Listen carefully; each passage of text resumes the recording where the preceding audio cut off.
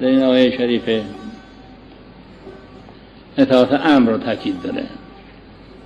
قبله خب مدت تعیین شده بود و سمت بیت المقدس باشه، با اینکه خانه همون سنگ و گل و خشت و این چیزا و در حقیقت بوتیه. اما چرا نه قبله تعیین کردن؟ سمبوله، نماده. این اصل قبله وجود خود ماست، خود بشر قبله خودشه. برای که فرمود نفخت فیه من روحی، در مردان خانه کعبه یا بیت المقدس نفرمود که نفخت فیه من روحی، اما در وجود بشر فرمود نفخت فیه من روحی، ای بشر از ذات خودم در وجود تو بذر کاشتم.